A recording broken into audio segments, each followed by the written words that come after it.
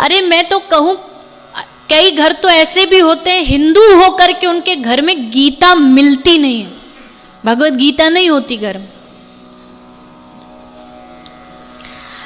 भगवत गीता रखिए, क्या पता आपका कोई बालक उसे देखे और देख करके पढ़ के एक दिन मन हो जाए कि चलो पढ़ लेता हूं, एक खोले और बस खोलते ही जीवन बदल जाए।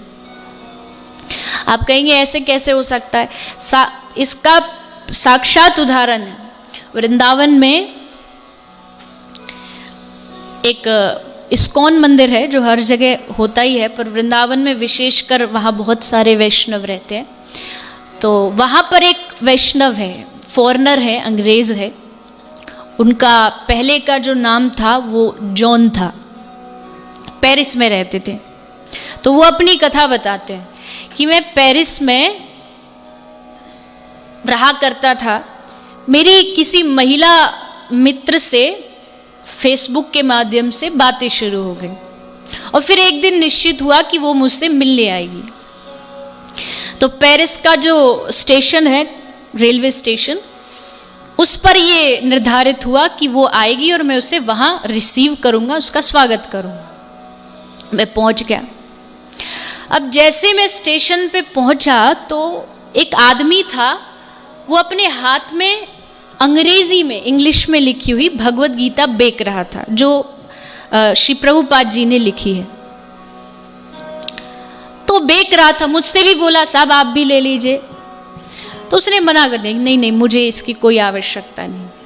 इतने में अनाउंसमेंट हुई कि जो ट्रेन है वो थोड़ी सी जो समय पर टाइम पर आनी थी वो थोड़ा लेट आने वाली। वैसे विदेशों में ऐसा होता नहीं है, ये तो भारत में ही होता है कि अनाउंसमेंट होती है 9 बजे आने वाली ट्रेन अब 12 बजे आएगी।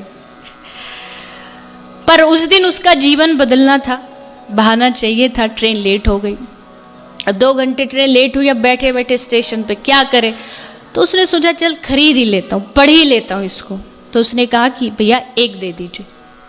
उसने कुछ एक यूरो दे करके खरीद ली भगवत गीता और बैठ कर के वहाँ पढ़ने लगा। उसने एक पेज पढ़ा, 2 पढ़ा, पढ़ता गया और रुका ही नहीं। पढ़ते पढ़ते कब ट्रेन आ गई और कब उसकी महिला मित्र उतर के आ गई उसे कुछ नहीं पता, वो पढ़ने में ही लगा। वो महिला मित्र आई और उसने आकर के पूछा कि excuse me are you John, नाम पूछा उसका, क्या आप जॉन हो? तो उसने बड़ा सुंदर उत्तर दिया कि sorry, John has died just 10 minute before. जो जॉन आज अभी से 10 मिनट पहले था वो मर चुका है, और अब जो यहाँ आपके सामने बैठा है ये कृष्ण भक्त बैठा है। पेरिस स्टेशन से घर आया, थैला वेला बांधा, टिकट कराई और सीधा वृंदावन। और उस दिन के बाद ब्रज में आकर के वृंदावन में आके वास कर लिया। यह अभी का उदाहरण है, कोई पुरानी घटना नहीं है, अभी का उदाहरण। और वृंदावन में रह के भजन करता है।